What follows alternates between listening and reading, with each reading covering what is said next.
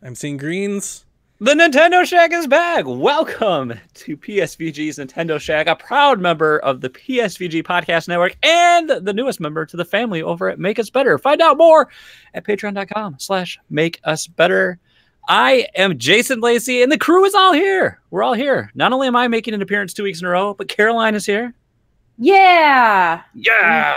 Donnie Reese is here. Greetings, Koopalings. Donnie, the Hollow Knight background. You like that? I did that just for you. That was specifically for you there, sir. I haven't even looked. I've got the chat up, got the Hollow Knight, got the tweets out. Look at this. It's like a professional situation going on over here. It's like we've done it before. Man. Jeez. It only took 30 at least episodes. One of us here is capable of hosting a stream. Not me. Not me. Okay. Got Chalfie in the chat already. What's up, Chalf? We're going on a walk with Chalfie. Yeah. I like it. I'm excited to be here, guys. I am on rum number 2. Octopath Eve. That is for you, Caroline. I'm on run number 2 because I am, ladies and gentlemen, or at least my Shack compadres. You're on vacation, right? I am 12 hours away from vacation. I have one more day of work. And when people listen to this, you'll be on vacation. I'm on vacation. Donnie's on holiday. And I'm going to a cabin in the woods. I'm going to a beach near the ocean. And guess the number one goal for Donnie's holiday is no typing. So you're not going to see me in Discord. You're not going to see me on the website. You're not going to see me in chats or pods or anything. So let's just say this now. You two, maybe use the Hangout or find a guest that can host you next week. I guess you can find another guest that can host you on a different channel. Or maybe we'll just use Streamlabs. Just go hang out live. Or maybe use Streamlabs. There you go. Well, here's the thing. I had when I did it with Lucas moons ago, flawless. Worked had no issues whatsoever. And my layout was still there. I had the 3 windows set up. I had it sized, and I could not for the life of me capture my source and get it, or like specify the source I wanted to capture. It was either full screen. I couldn't say, no, I just want this little bit. I just want this little square, you know? So that's what eluded me. I could not figure out for the life of me how to do it. Does it not resize with like the Alt key like OBS does? Well, I use OBS because I don't have anything. I was using OBS because I don't have anything set up in Streamlabs. Oh, okay. So for me, it's the Alt key. You use the Alt key and then the Control Shift key. You resize some stuff. Anyway, this is Nintendo Shack. This isn't learn how to stream Shack. Like, where are we going? Let's get off of this tangent right away. I literally would need a 2-second screen share. We'd be golden. I'm confident, Donnie. I have faith in you two. I have faith in you two in my absence that you can not have a guest. And so here's the other thing. I would implore you two to not have a guest. You don't have to go 3. Like, I would love to hear Jason and Caroline just shack it up a bit. Like, I like the intimate 2-person shows. I always think it's really fun. Like when Dev and I have done the shows, and me and Kevin, and I've done duo shows with Caroline. Like, you really get to explore the space, you know. So that's like good with stuff. The cowbell. Cowbell, yeah. So anyway, yeah, this is my last Shack, and I won't be on PSV this week either. So like, I'm just gonna be off a podcast. He just said he said this is my last Shack, like it was the end. Oh, he's done. Yeah, closing the chapter on your life. No, I'll do that in much bigger, grander fashion. I've got some news to cover. The title of the episode is Octopath Eve, so we're gonna talk about all this Octopath that comes here in the next 48 hours, and then talk about maybe what we've been playing if we've got some time. Maybe I got a lot of news. We got some questions, and yeah, I do have the questions. I have the questions right here in my notes. That's right. You are the question keeper. All right, so let's dive in. Nintendo is releasing a new Switch hardware SKU, or at least hardware SKU. Do you guys see that? Yes. So they've changed up the internals to make it less hackable.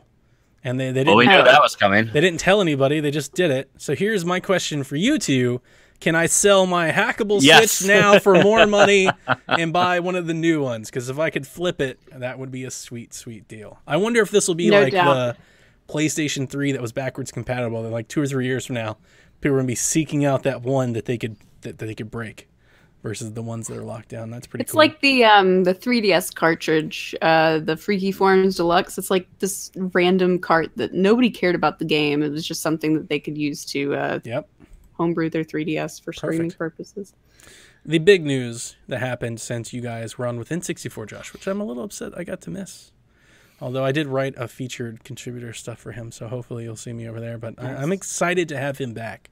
Yeah, the next Josh time, is the I'm pretty man. sure we can work something out. yeah, that'd be fun.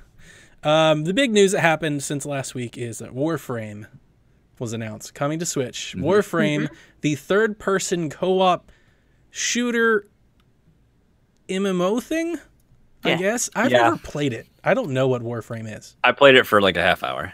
Okay. A long time ago, and the game's changed so much since then, so it doesn't even count. So the thing that I was going to say that I know about Warframe is I know that it was a PS4 launch title or launch window, I think. And I think a lot of reviews were like lukewarm on it. And then apparently 2 years later, it became like an amazing game. So like it launched as a 6 and now it's like a 9. But, sites don't re-review things or update things. So, like that stuff is out there. I had invited Kyle onto our show, but he couldn't make it. We were going to have Kyle, our Warframe foreign correspondent, come tell us all about the game. So Jason, my only question for you is this major? This is the major port for Panic Button. I don't know if it classifies as major or not, so to say. I think it's a big deal. I think it's another big get. The fact that we've got a great free-to-play game in Fortnite on the Switch. Now we've got Warframe coming to the Switch. Paladins is eventually going to be free-to-play. There's all these free-to-play options coming, and I think it fills another niche that the Switch doesn't currently have. We don't have a lot of shooters, especially that are co-op based. And I think this is like Warframe has raids, it has story content, it has cooperative missions, it has just your standard PvP. So I think that's a big deal on the Switch. I think it fits well, and I think it just satisfies a hole in that current market that we don't have. I mean, I don't play it, but now if it's going to be on the Switch, will I play it? Yeah, just like that Destiny mobile game that Daniel's talked us before that's coming. What is it? I was going to ask you, is it fair to call Warframe the Switch's Destiny? No, that I don't think quite that far, but I mean, it's very much in a similar mold. Okay, I think I think it's again voice chat. That's the thing. We're getting more games like this. We don't have a simple voice chat solution. Is that it going to be the Nintendo Online app? God, is it going to be like simple? Is it going to be like Fortnite? And this is going to have it in there? But again, that's not quite so simple because, for me, my dock is literally right here, and I can plug headphones in if I need to. But if you're on a TV, yeah, I mean that's not work. Not nice. It's not nice. But I think it's a big deal. I mean, I don't. Here I am. I'm just contradicting myself now. So and we talked about this the last show I was on. When they said major from a studio that did Rocket League, Doom, and Wolfenstein 2, I wouldn't consider Warframe major. But however, I said that in our Discord over there in the Make Us Better Discord. Come join. And everybody was like, "This is a huge deal." So what do I know? I don't know. Yeah. We're just in our little Nintendo bubble. Now, this is it's been on Steam since 2013, right? Right. Score rank 80%, user score 91, Metascore 71. There's like 20 million it's shifted here, but there's like over 20 million people that own this apparently on Steam. So the question that I have, really, the only question I really need to know is, how is it monetized? Is it like Fortnite? Does it have seasons where I just keep pumping money into the arcade, or can I just buy it? Is there a point where I can just give them $50 and never be bothered again? That I'm not quite sure. I'm sure there is. I'm sure there's a way you can customize your character with skins and things like that. I'm sure that's tied to it. I think at one point it would have been, but I've heard that Warframe isn't it's not pay to win. Okay. I've at least heard that much about my thing is I hope it's not pay to. I mean, if they have stuff locked behind paywalls, I hope that I could just buy it as opposed to being constantly nickel and dime. The nickel and diming is the part that I'm never I don't like just give us money indefinitely. Yeah, that turns me off almost immediately. I'm not sure if there's a crafting system or things like that, but I'm using Steam Spy to pull this data, so this is not be all end all. But as of peak concurrent players yesterday, 91,600. Cool. So I mean, and that's just on Steam. I mean, this is out on Xbox and PS4 already. And it's worth It's worth mentioning that Warframe has no date. We have no window. Yep. We don't know. They just announced that that's the next game that they're bringing. It sounds like no crossplay or no sync between your accounts. No crossplay, no cross progression, and piggyback. That's a good segue. Thank you. It's worth mentioning that Nintendo in their investor call this week said that they want to help anybody that wants to do crossplay. So like Xbox getting a lot of love for the crossplay, and Nintendo's right there. Now, the difference between the two is it doesn't appear that Nintendo is like letting devs just do it on their own. It's kind of, maybe it's like hey, if you want crossplay, we want to help you make it. So the thing that I wanted to ask you, because there's like a bunch of news stories that I think are kind of together, so I'll go ahead and cover this one too. Like Rocket League is getting cross-party support across that's PC, huge. That's huge. Xbox, and Switch. So you can I wanted party that up with since your that friends. came out. That's insane. Like, that's insane. You think about like the 2 years ago. This is an insane like era that we're starting to enter into. Yep. So it'll use what?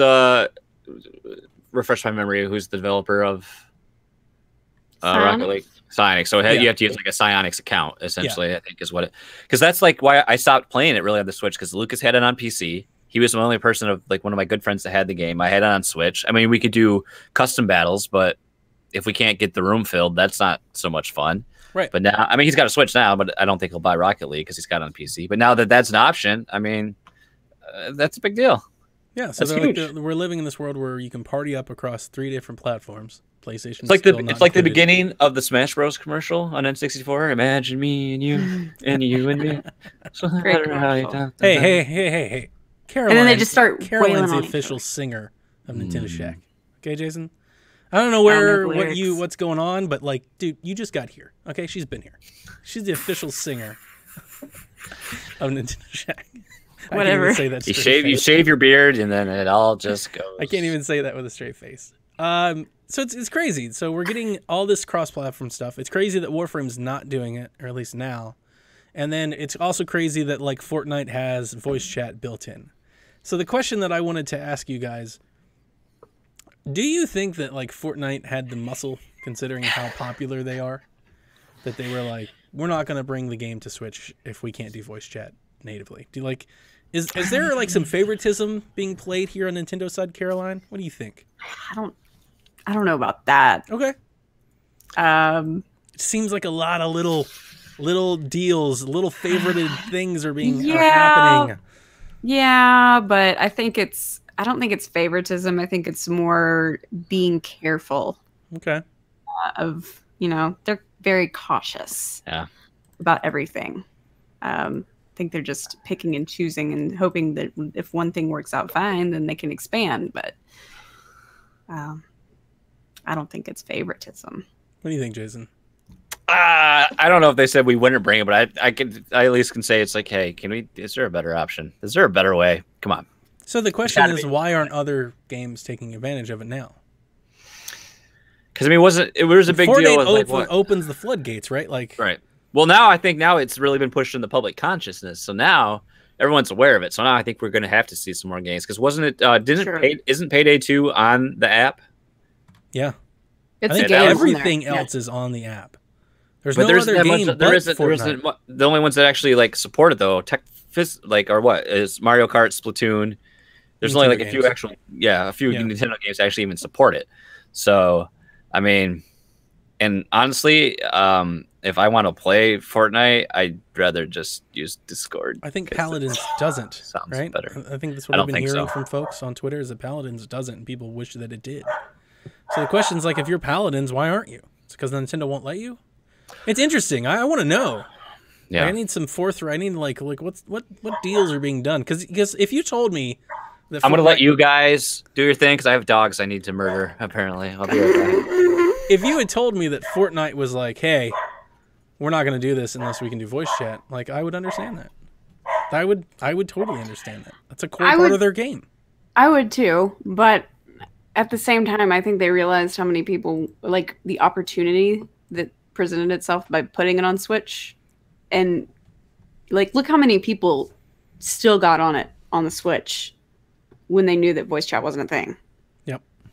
And I don't know. I think it's one of those things where they just decided to cut their losses and just go ahead and do it. And if it gets implemented later, great. If it doesn't, whatever. There's this happy little accident that happened with the headphones. I got 3 more news stories that I'll kind of bundle here together, a little bit at least.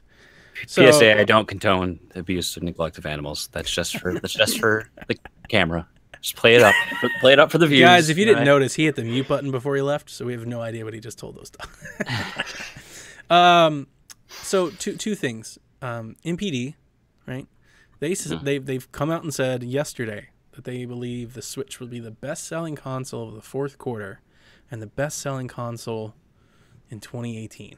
Now, I first want to ask you, what do you think? Do you believe in that? Do you think that's true? No. No? So Jason just no. Of the full 2018 year, probably. To knock quarter, the PS4 off of its pedestal is a big deal. Yeah. That's a huge deal. I don't know. Even with them selling as much as they like, even to get 1 year out of it would be a big deal. That said, they do have Pokemon and Smash. That's what I'm saying. Like Smash is the one that, and we mentioned last week what GameStop came out with, how much they sold the week after E3, and that Pokemon and Smash were the pioneers of like selling the hardware.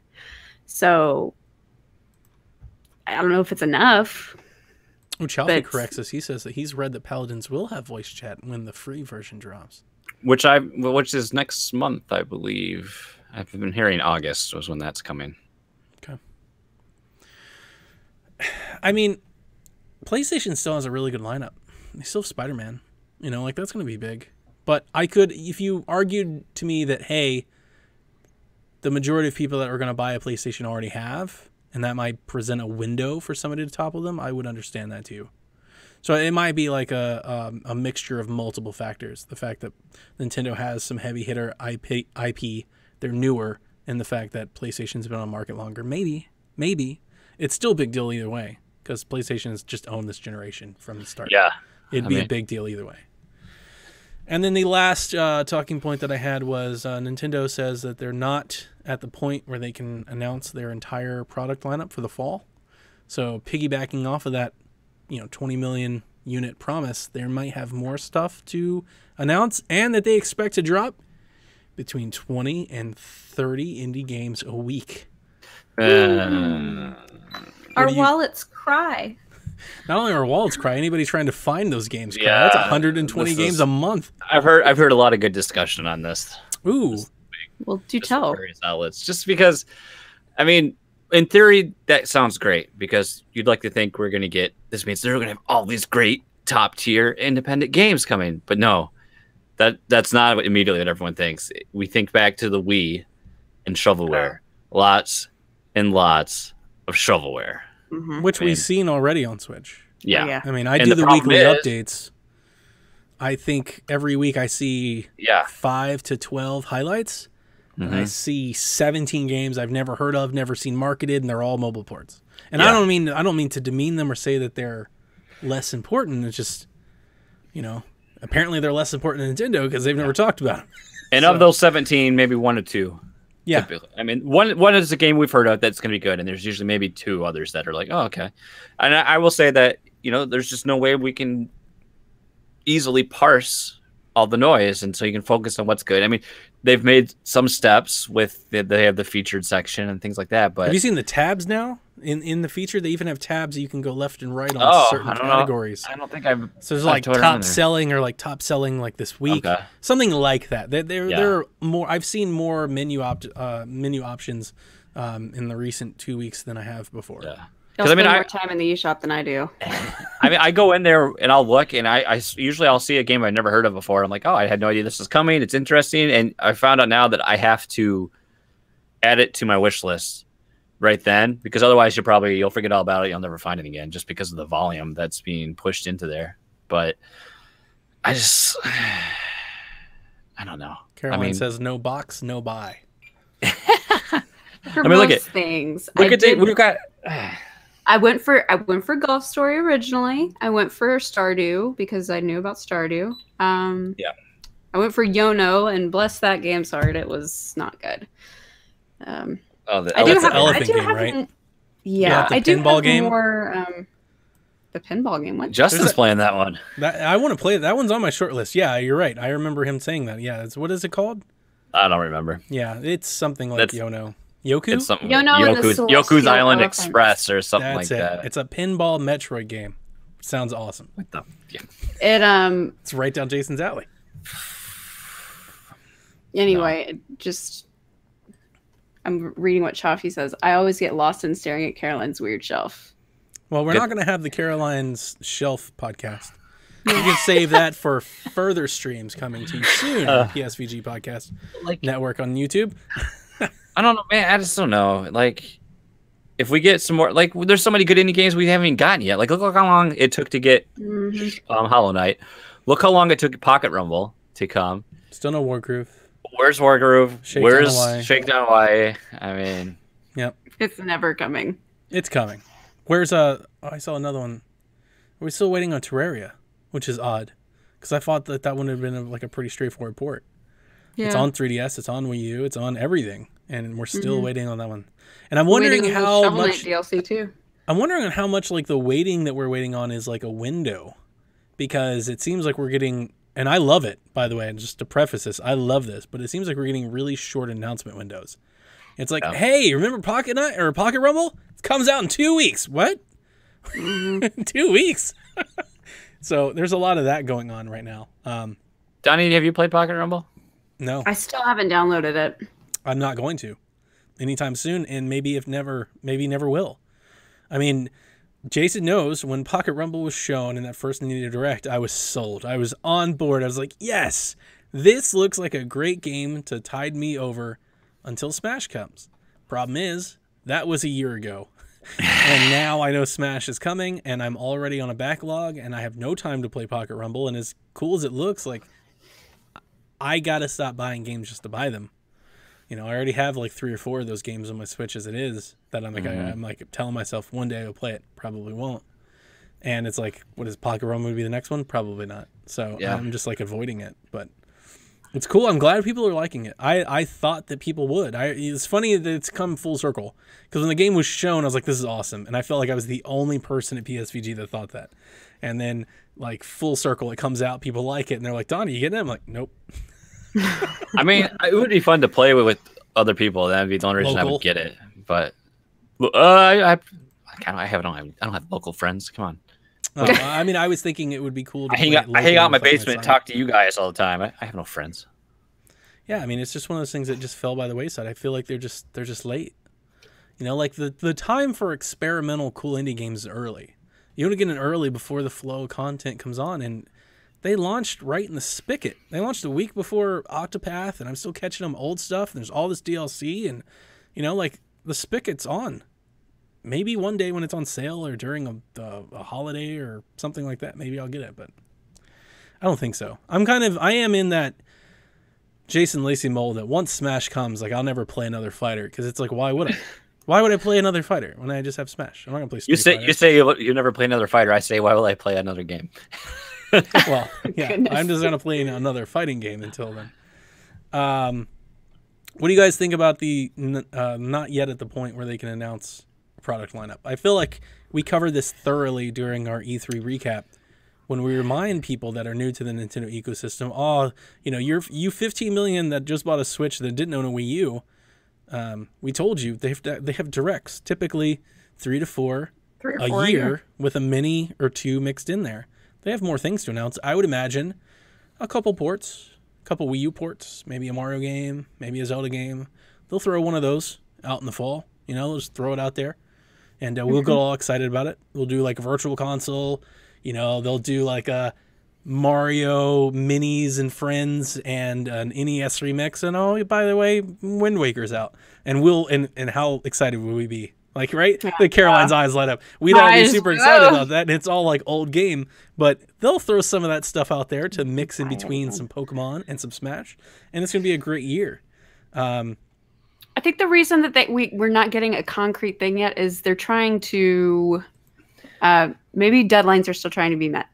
Yeah. And maybe they don't know what's going to get pushed into 2019 and what they can, you know, if I were them, I would be making sure that I had like the optimal lineup for the remaining 5 months. Are we 5 months left in the year already? God. Yeah.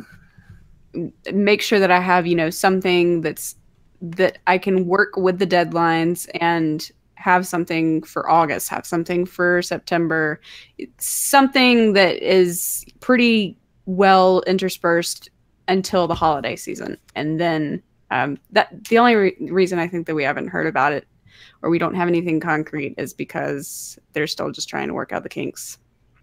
So my thing is, like, I'm expecting, remember the spring direct that we got where they just like casually drop Captain Toad and Donkey Kong? We'll have a fall direct where they drop 2 things just like that, and it'll be something, like NES Remix or it'll be something like that, and then like a port of Mario 3D World or something. Hyrule Warriors we got. I firmly believe Nintendo is sitting on 15 or 20 Wii U ports. Absolutely. That they can hop at any time, and like they're literally just spacing them out to when they need them and when third parties arrive. So they're like, Dark Souls, when are you going? You're going in August? We'll push this to September. Yeah. After we talked with Josh about that last week, I was looking at my shelf like, all right, which ones have not been ported yet? Right. Mm-hmm. 3D World is like gotta come. I no doubt in my mind. Just depends on what they're going to do. I'm putting a Mario game in the fall. It is a proven thing. If you look back at the releases, well, they've got Mario Party already coming out, and yeah, does that count? You're right. Yeah, I guess it kind of counts. I'm excited about that Mario Party. Here's all I know: is you got Octopath coming. That's going to keep me occupied. August, I've got Overcooked 2 coming. That's going to keep me occupied. You got Okami coming. And don't say you're not going to get it. It's only $20. It's only $20. It's only $20. I don't know if I'm going to get it. And so, we have to get Mario Kart going again for Daniel. Yeah, we got to play Mario Mario Kart. Switch, so we got to get that going again. When I get back from vacation. So I've got all these things going to keep me occupied. You got to buy the Labo, Jason, so we can drink and drive. Yeah. Get the Labo thing. Come on, man. At least let the Shack 3 get it. At least be us. If not us, then we can't expect anybody else to. We're going to be like the motorcycle gang. Yeah. Like just riding. Yeah, because Kevin's going to do it and Kalo's in. Like, yeah, get the motorcycle thing. I don't know. Kevin's turned his back on us, gang. I don't know if did you listen to PSVG? I mean, he's talking to Sean now. He's all up Sean. Talking to Sean. Capri, He's talking to the guys on the PlayStation. I'm going to get Overcooked on Joseph, PlayStation. And he was all hurt and left out because we excluded him from our Overcooked drinking. And he's like, oh, what about me? We didn't exclude him. We told him to buy it on Switch, and he doesn't want to do it. He's talking about all these controllers he bought. It's not my fault you bought all these controllers. Trade them in. Get the watermelon Joy-Cons at dirt cheap prices when I tell you to. How excited are you, Caroline, about those? I remember you talked about last so week. the ones that were imported actually came in the other day, and the ones ridiculous. That were super cheap, they're coming tomorrow. I didn't get to tell our Shack listeners that you already told the story, so I won't rehash it, but the watermelon Joy-Cons that I got for super cheap from Walmart happened to be reversed. Oh, yeah, they're the first ones. So I have a right and a left green and a right and a left pink, which lets me like mix and match, do the different colors. Like, it's awesome. If anything, the kids are loving it. It's fantastic. Hey, Lucas got his Ojo controller. Oh, did he? Oh, does he like it? It's he likes it. It's a great for like the controller. price. I mean, even without the price, it's. I think his only complaint is he likes how the Xbox controller has a little more tactileness to it. Well, this is much smoother. Feels a little cheaper. Right. Mm-hmm. But I mean, what do you expect? I think it's a viable alternative to the Pro. Like, it's legitimately as good as the Pro. The only thing it doesn't do is Amiibo, which. Are you guys using Amiibo? Like that, we'll save that for another day. But like, I'm not certain that Amiibo's not dead. Like it's the box right there. They just sit right there. Yeah, they're not. Nobody's doing much. I was talking last night when I was being on the PlayStation cast. I was guesting. Holy crap! Right. Wow. And I have this really scraping the barrel over there. Traitor.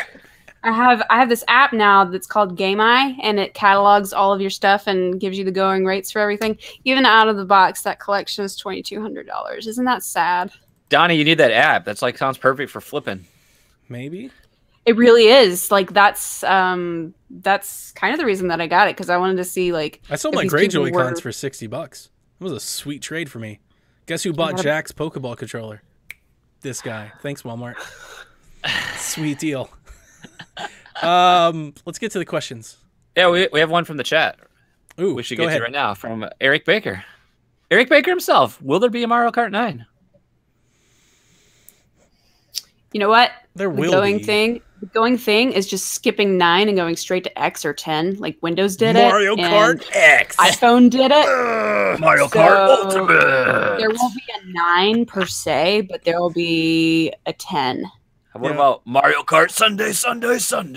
I talked about this on the Nintendo Planet podcast, which I guest starred on, but I would prefer they just release an expansion pack. I would prefer during the Switch's life cycle if it was just Mario Kart 8 Deluxe plus more DLC. I would love a full battle mode, bring back all the other stuff. I need a block for it. Like, give me 5 new characters, 10 new tracks. Yeah. I will give them $40. They won't charge me that much, but I will pay that much. Like, just do that. Sure.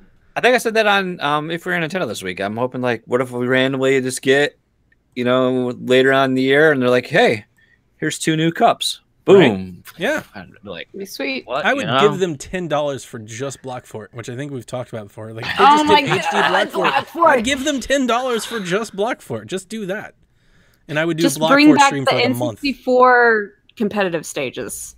Period. Yeah.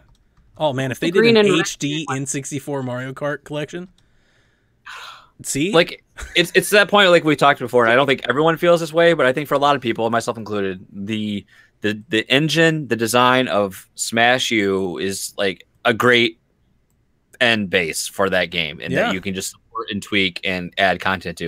And I think that goes the same with Mario Kart. I think Mario Kart 8, I mean, that's like the top tier of Mario Kart. It's like, yeah, it has to feel somewhat daunting to, like, how do you go up from there, So it's like magnum opus is what it's called. I think at some point you got to look and say these are.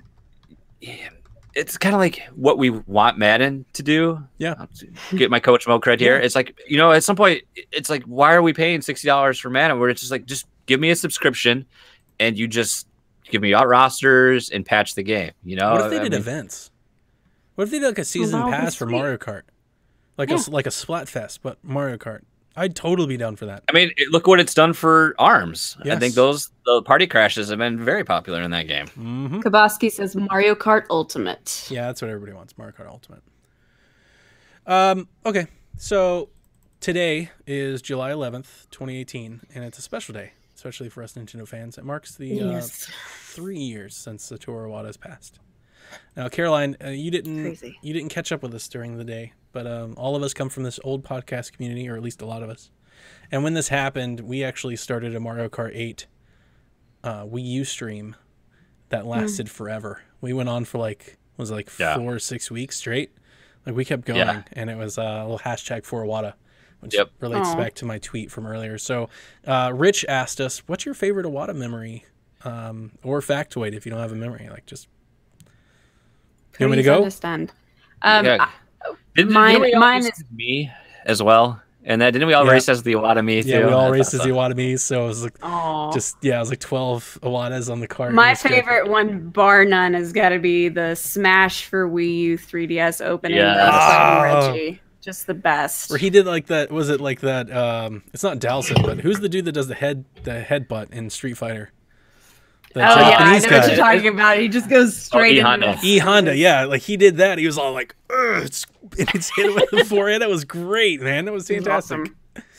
Oh man, it'd be so good. Mine is the 2005 GDC conference. If you've never watched on YouTube, you owe it to yourself. It's one of the best 20 minutes of video game content you can watch. Listening to him talk about the video game industry and his motivations and how he tries to bring joy. I think any Nintendo fan.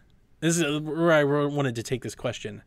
Any Nintendo fan had to have been endeared to Iwata at that time. Now, I'm a hypocrite here because I often tell us that we get too close to these folks. Because we buy their products and whatnot, and it gets to this point where we just kind of buy into whatever they do. Like I am in that way with Naughty Dog. Like I would just buy whatever they do. Because that's how much I believe in them. Iwata kind of has that for me, and I wanted to ask you guys, piggybacking off this question, do you think any of the other stables, characters, faces, CEOs can ever reach that Iwata stance? And I want to preface before I turn it over back to you guys. This isn't to start like a my dad can beat up your dad argument. What I'm really saying is with Iwata, the thing that makes him different, because I love Phil Spencer, right? The head of Xbox. That's who I would say the only other probably close to it. And then you've got Yosh, and he's great. Great. You know, like he does Beyond every year, and he's, you know, kind of funny, like stalwart. But the difference between them and Iwata is Iwata grew from the bottom. He was a developer at HAL. He made Kirby. He made Pokemon. Like, he grew from the bottom and became the guy. And I think that, at least for Nintendo fans, all bias aside, like, there's major respect amongst Nintendo fans because they know what he did for Pokemon. They know what he did for Kirby. They know, you know, like, they understand why, like, the 3DS and the Wii U, like, they see the vision that he had. And for me, it was just amazing. Like, so many of his amazing moments where he was holding bananas, or I mean the infamous, I mean literally the famous, not infamous, the famous. Yeah. That'll never go away. That's his forever, and every Nintendo fan knows exactly what that means. Please understand. Caroline, do you think anybody could ever be Dude, I don't know. I have certain love for all of the Nintendo people, but Iwata was one of those that he was like the daddy. He was like the granddaddy, you know? And whenever like the father of the family kind of passes away, you're just like, there's this void, and there's always going to be this void. I do have feelings like that for Reggie, and even for Bill Trennan. Like, I mean, those guys have really given Nintendo of America like so much, and whenever they're gone, it's going to be an issue too, for me at least. But I mean, like, even Sakurai and Aonuma, I have such respect for because of all that they've given to us. But I do feel like that Iwata was definitely like that granddaddy figure that I can't even peg anybody that is close in relationship to him for like any other type of gaming industry type thing, not Nintendo or otherwise. Jason? What specifically part did you want me to answer? You want my favorite? Did you want my favorite memory, or do you think any of the other faces in gaming can ever eclipse that Iwata status for you? I mean, like, again, not trying to get into the PlayStation versus. Not for me, because I'm just not. I'm so out of touch now. Now that I was getting back into the Xbox, but you know, with what had happened to me in my personal life, you know, I had to make the decision to sell that. So now I'm strictly a PC gamer and a Switch owner again. So I mean, there's just, I don't have a reason to be invested in those markets. I mean, I do love, like, probably the Xbox would be the next closest thing, because I do enjoy watching and listening to Phil Spencer. I think he has a great presence, and he's been the best thing to happen to Microsoft in that regard in a lot of years. But at the same point, it's a different pedigree there, you know. And I think, you know, Iwata was just something special. I think, you know, like the always story about when, what game was it? Was Pokemon was having problems with development, and then he cracked out the keyboard and hammered out code and fixed it, you know? It's crazy. I mean, that's the thing that really separates him from everybody. Like, I have a special place for Numa, you know, Yosh, Sakurai, you know, Suda. You know, I've talked about that, but to be honest with you, if I could have had one person autograph my 3DS, man, I would have died to have had Iwata. Like, he really, for me specifically, it was a really special place, because I knew, you know, you hear those stories, like those Nintendo, whatever they call it, those Nintendo, like, minutes or Nintendo talk, like those, they used to do that. Yeah, the minutes. The developer interviews he used to do. He used to do that with. Yeah. Oh, gosh, yeah. And I'm so sad that they stopped doing them. Iwata asks. And you hear all these stories about how they used to code these games and, like, figure out all these tricks and everything to make them work. And it's like, to think of a CEO, you know, it'd be like if Aonuma ran the company, not just made the next Zelda game, or he didn't even make the Zelda game. He just visions it, and other people make it. To know that a CEO sat down and said, here's what the next Kirby game is, and I did it with my own bare hands, like, that's special. That's special. It's not just in video games. There are not many CEOs ever that have that type of intimate knowledge with their own product. You know, like, how many CEOs are, you know, making the pizza or sewing the cloth or making the shoe, you know, like that's interesting. I've always thought that really separated him. So anyway, 3 years today. Really, for me personally, I can't believe that it's been that fast. 3 years, I know. But I also feel like it's been forever ago. Like that feels like Yeah. a lifetime ago. It feels like so long ago, and it's only been 3 years. We've done a lot in 3 years. Neoprime writes in with the next question, our last question. And this is a good one. He goes, I know Nintendo won't make this, but what if they made one final version iteration of the 3DS? Maybe a pro version that gave you the best experience across the entire DS and Virtual Console library. What would you want in that final 3DS console? Jason. I think I want a different thumbstick than the circle. The circle Good pad. answer. I think, not that I have a problem with it, but I just hear all the horror stories, especially people that played Smash 3DS and were smashing that thing off the handheld, you know. And to go along with that, something better than the C nub. I mean, that little Yeah, I don't thing, like the nub too. either. I don't like the nub. So, and you know what? I want some contours. I want some contours to make it a little more like that. comfortable for my hand. You I know, like that. I want the comfort, the grip Okay. for my 3DS. So, but I mean, like I know we talked about this a little bit, and you know, Kevin mentioned storage. I don't think that needs to be a thing because it's so easy to upgrade the storage in the 3DS and the backup process. Like I literally took the SD card, copied it to my computer, put the other SD card in, copied it back, done. I mean, it was such an easy process. On the new ones, you don't have to do that. You just pop them in and out. Oh gosh! Wow. Okay. Yeah, social that now. What's our resolution on the screen on the current Like XLs? 480p. Yeah, I think 480. That was going to be mine. I need I'd like to double Well, here, the let resolution. me just keep randomly ideas, please. Someone else step in, and I don't want to. Oh, I was going to say that. Everything needs to be better. Yeah. I want the full DS and 3DS library available. Yes, that was on Period. mine too. Period. I mean, I have a lot of Game Boy and Game Boy Advance games on my 3DS currently, but there are a ton of DS games that I would have loved to have played that if they just threw them in the eShop, I think I would buy it. Like all that DSiWare that, I mean, there's a lot of it there, but there's a lot of it that I still just, some things I'm still learning about. I'm like, it was DSiWare only. This might be a dumb question, but the new like the 2DS variants that they're putting out, are those are like the new 2DS, right? They have the upgraded processor, right? So they can run the Super NES VC stuff, right? Mm-hmm. Yeah. Yep. Yeah, that'd be mandatory. My thing is I wanted I'd like a bump in the resolution on the screens. It'd be great if we got like a Vita screen or something like that. That'd be fantastic. Mm-hmm. I think it'd be great if they started. Excuse me. I thought I was gonna cough. I think it'd be a great way to send the 3DS off if they came out with I won't say a digital only model, but I'll say a model that comes loaded with like 30 games. If they just do like a 3DS Classics and it's just like Link Between Worlds, Mario Kart, Mario Golf, and they just throw them all on there and they just keep the same price. So like a year from now, That'd we're all be like, insane. 3DS is dead. And they're like, is it? Here's a 3DS and a here's bunch your of 3DS 30 Classic. games.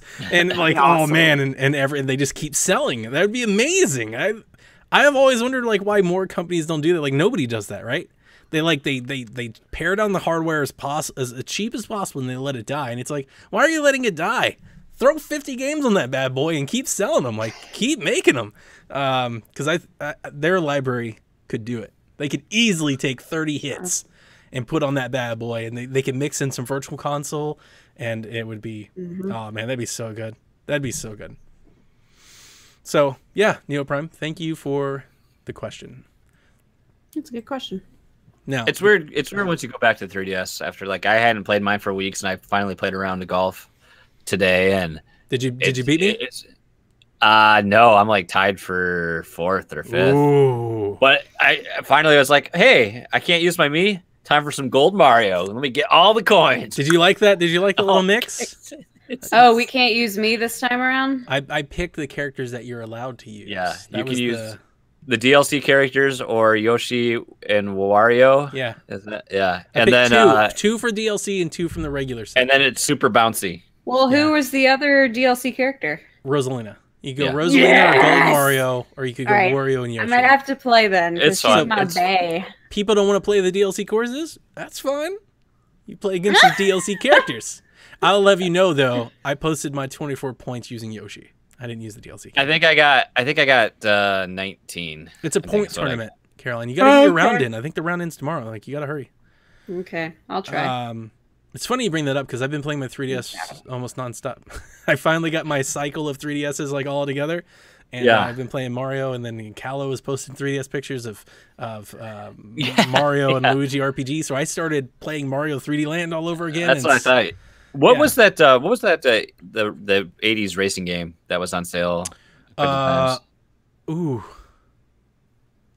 I was gonna say Like, it's like- Overdrive. The 80s Overdrive. I think that was. I It's love like that game. Outrun. The But game's I really thought good. I was gonna buy that when it was on sale because I had the credit in my account. But unfortunately, once I traded in my Wii U, I am very paranoid to keep my Makes sense. my I ID gotcha. linked. So I like connected it long enough to redeem, and I didn't do it. And so most recently, when I got the DLC, actually, I connected it long enough to buy the DLC, and then I disconnected it again. Maybe Dan can tell us, but there's a game very similar coming to Switch soon. So you might want to hold off anyway. Okay. It's a mobile game. Tonight's episode is titled Octopath Eve because we are, ladies and gentlemen, on the eve of Octopath, the next big exclusive installment into the Nintendo Switch library, which drops this Friday. The big RPG with the retro modern style graphics.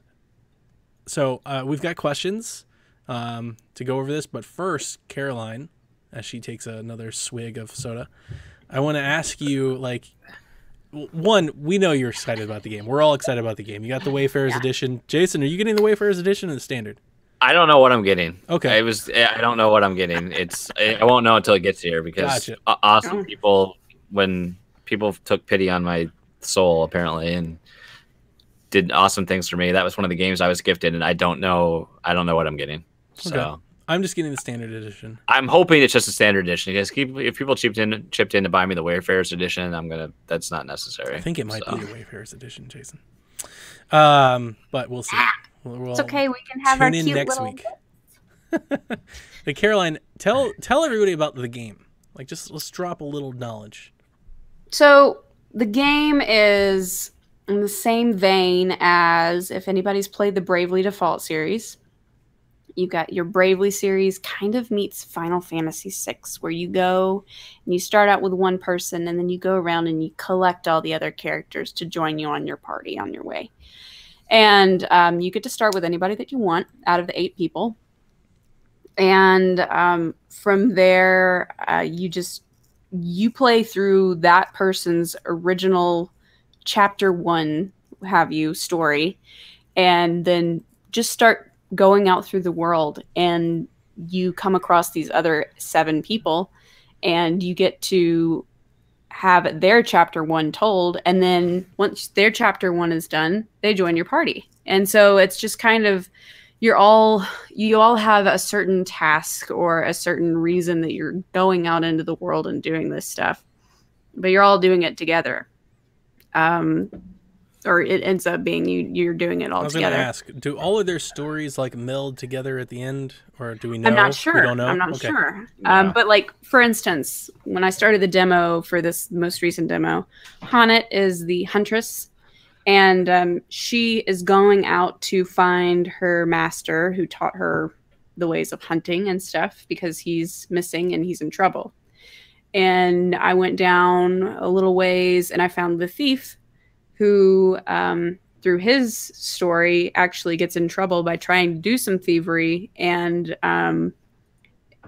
in order to get out of it, he made a deal with a very rich lady who has had some stuff stolen from her that she wants him to get back. So I've met up those two together, and they have completely different aims, but they're going to travel the world together. Okay. And I assume that you're going to get all, everybody together, and they all have different reasons that they're going out and doing things.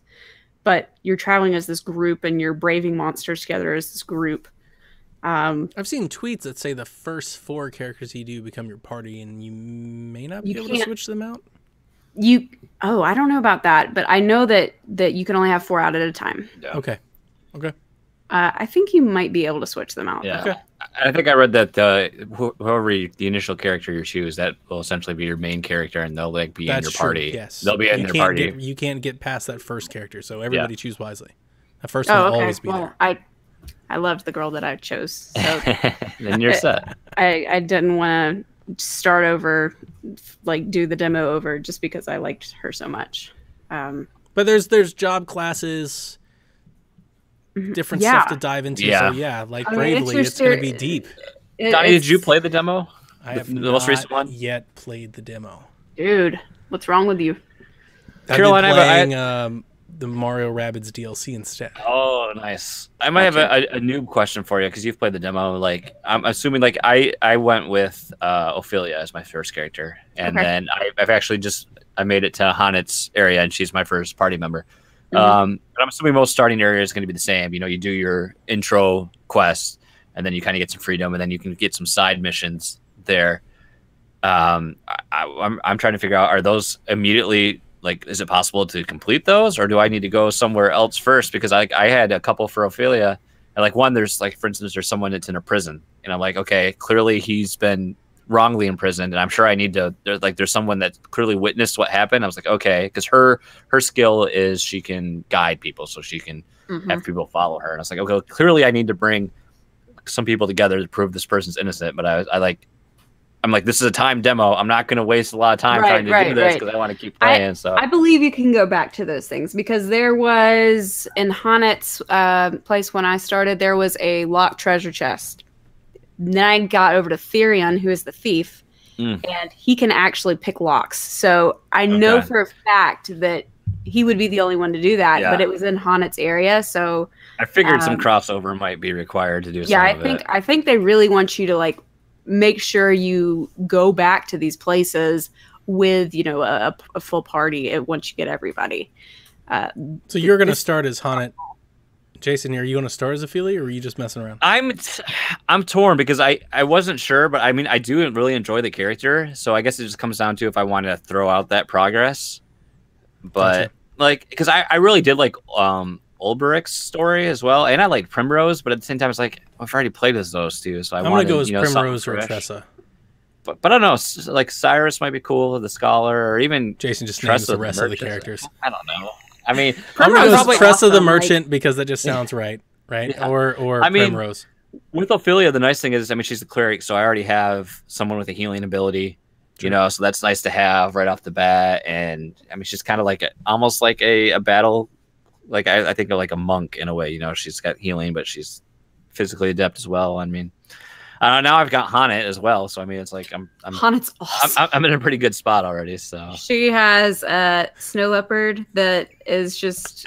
I mean, she can grab. Caroline's been talking about the cats this person has for like 8 months. But like, she can go out and most every monster available to be tamed, she can tame, and you get to keep it for X amount of uses that it has. So I mean, like she can tame these pigs, and these pigs like give you 500 HP when you use them. So it's like better than using a regular heal.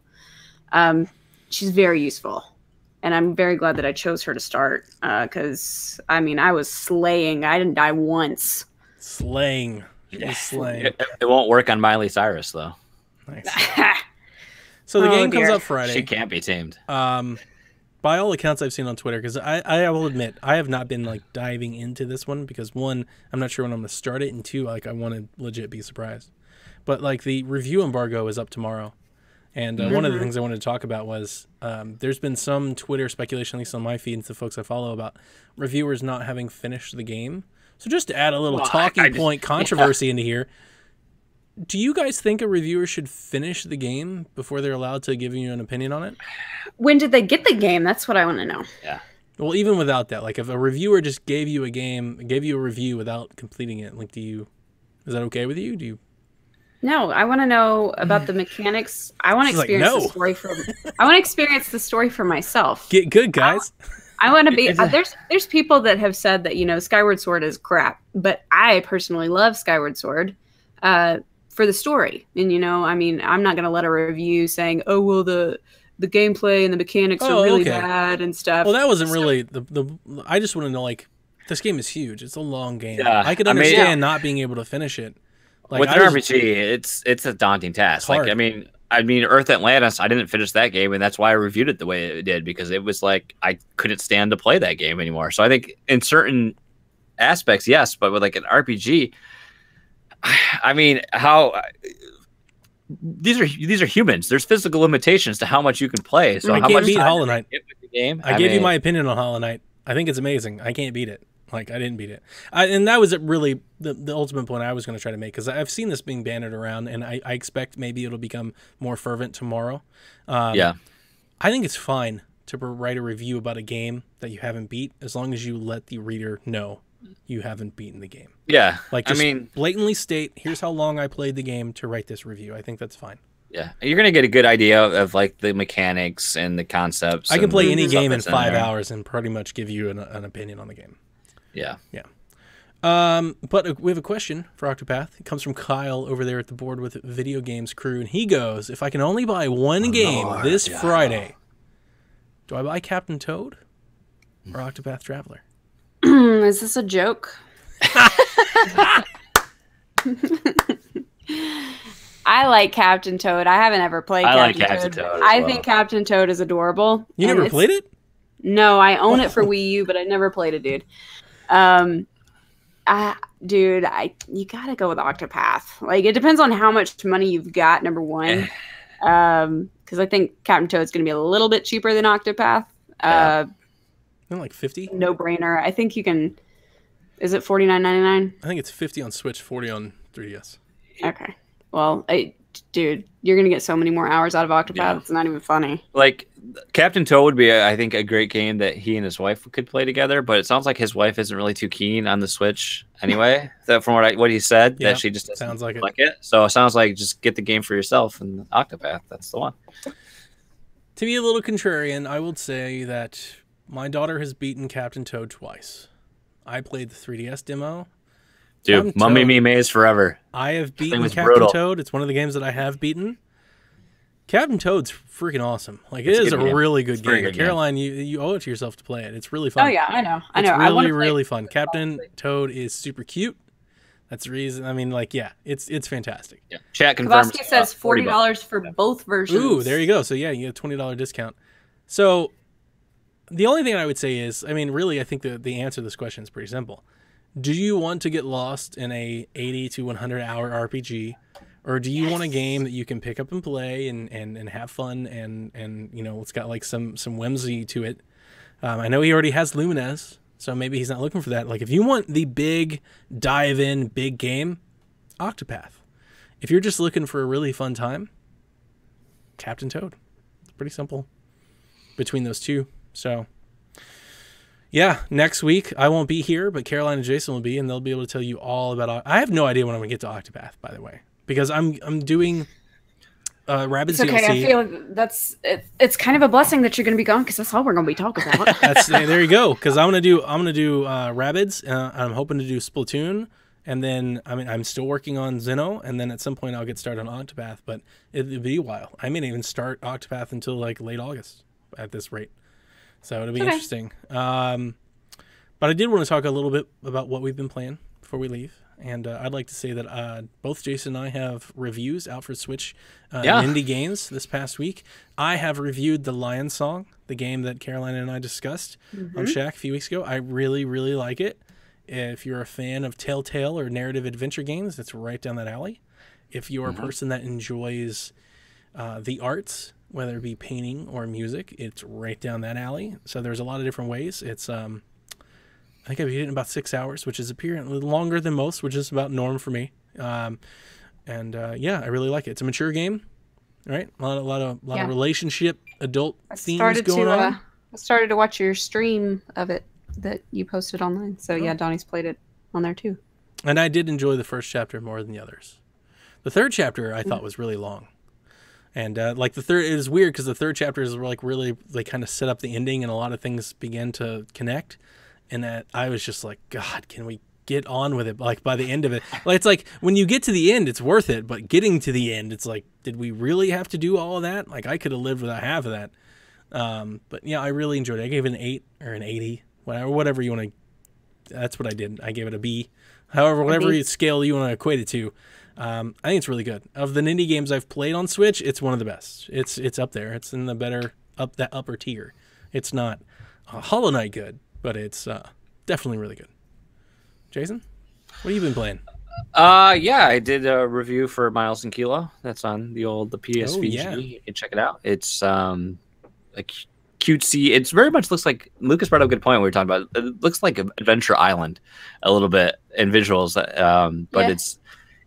I think of it as a runner. A lot of people will call it as a platformer. I think of it strictly as a runner. That's exactly what it was like. And it's not a long game. Like I did I think the time trial. I think you can get through every level in like 40 minutes or so. So I mean, but it's fun. It's a palate cleanser. I'd say it's challenging but fair. It's a fun game. I think. And it's an aggressive price point. So I encourage people to check that out. And due to encouragement from one of my Discord servers, I fell back into Hollow Knight again, and I finished off everything I wanted to do with the game. So I've done everything I wanted to do with Hollow Knight. I've gotten all the endings I wanted to get. I got through all the hard sections I wanted to get. I got all the upgrades I wanted to get. So I can finally, like, once I did it, I had this huge sense of accomplishment, but then at the same time, I was like, the urge to play anything else was gone. I was like, finally, I was just like, yes. You're at peace. I can step away, and plus I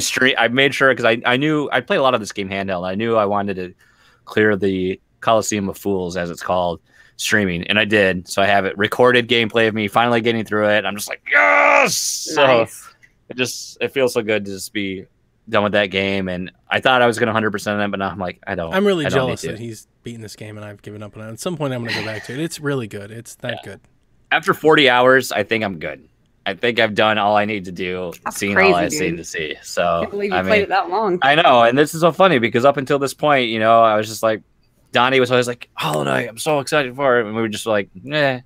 And then at E3, it was like it showed it, and it's like it's out now, and I was like, "Well, I guess I'm gonna get it." My excitement was warranted, was it not? Yeah, it's a great game. It's a great game. According to Metacritic, you know, it's got recent games scores. It's number 2 behind Celeste right now on Switch for recent games. Personally, I would rank it higher than Celeste. I'm about through World 3 in Celeste, and while I guess I get it, I just don't think like the quality is the same. Well, the quality is not right. Like Celeste is definitely quality. Maybe the offering isn't as full. It's not as robust as the Hollow Knight offering is. Like the Hollow Knight Odyssey is much grander of an experience, but that's just me. Yeah. Caroline, what you been playing? I've been kind of like on a hiatus, so to speak. Like just I'm not getting too in depth into anything because I wanted to make sure that I had nothing that was interfering with my Octopath hype and my Octopath ability to just sit down on Friday and play. But over the weekend when we went to my in-laws, we have to travel a ways to get over there, and definitely put Breath of the Wild in my Switch and kind of just had fun meandering around. Gotta hold off for Devin to buy a Switch, and then we'll all play Breath of the Wild again. Everybody publicly shame him so we can all play Breath of the Wild again. Yeah. I've made it up past the 400 mark on the Korok seeds, and I just... Like, dude, I'm like still wandering around, but I don't find them as often as I figured I would for there to be 900. No, there's 900. I haven't even found half. You found them all. You win. We will send you a gold ribbon. You've done it. You found 400 of them. I want the gold poop. I want the gold poop. So, you know, it's just one of those games that I like to just go back to and appreciate. It's so good. And yeah, just being able to wander around and ride my horse and when I got the 3DS, the Hyrule 3DS, I posted a picture. I booted up a new copy of Ocarina of Time, and I messed around, got my sword, my shield, and I was like, kind of feeling that Zelda itch.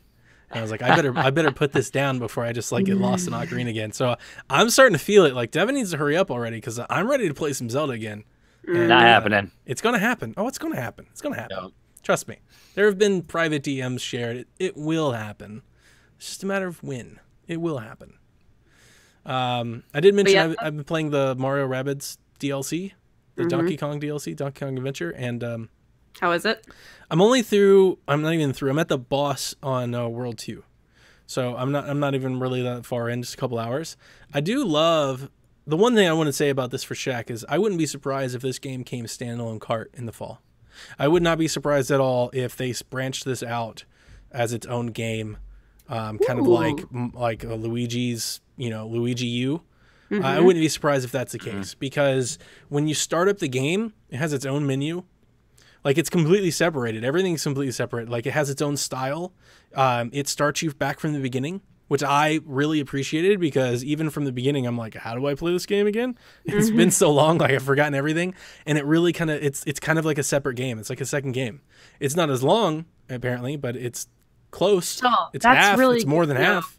Yeah. Me being a physical collector and not having bought the DLC for Rabbids yet, I think that would be. I would not be surprised at all if Ubisoft dropped a Donkey Kong Rabbids Adventure game for $29.99 this fall. We get that in a direct. That wouldn't surprise me at all. I'd bet on it. After having seen the way they're packaging and all that, I would bet on it. It feels like that. That's what it feels like. It feels like maybe, if I had to postulate or speculate, I'd believe that they started with a much smaller vision for the DLC, like maybe a world. And then the game took off and they were like, oh, people really like this. And then they added to it. It took them a year. Yeah. And I wouldn't be surprised if they were like, we can spin this off as a separate release and it'll pad Nintendo's calendar and put it in the holiday. It'll sell.